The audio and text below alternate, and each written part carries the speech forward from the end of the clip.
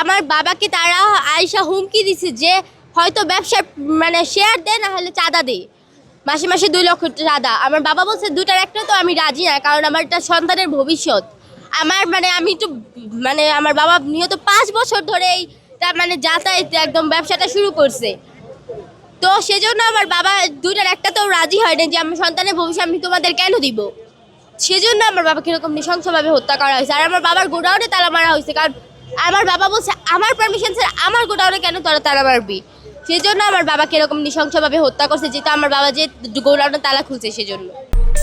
আরে cut up cut up cut up কেনাকাটা level up করতে এলো cart up. Best deals, authentic products আর ফাস্ট ডেলিভারি পেতে ডাউনলোড করুন কার্ট আপ অ্যাপ। জি না, আমি ভিডিওগুলো দেখি নাই, কারণ আমি সহ্য করতে পারবো না। সেজন্য আমাকে ভিডিওগুলো আমার বোনও আমাকে দেখায়নি, আর আমি নিজেও দেখতে চাইনি, কারণ এটা আমি সহ্য করতে পারবো না।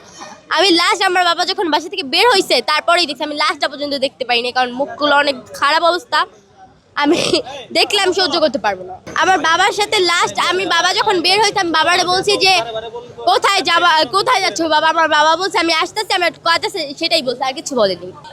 মানে আমরা এখন মানসিক অবস্থা খুবই খারাপ, কেননা এখনো মানে সারাদিন ধরা পড়ছে না, আর আমাদের দোকানটা আমরা চালু করতে পারছি না, স্কুলে যেতে পারছি না, বের হতে পারছি না বাইরে ভয়ে।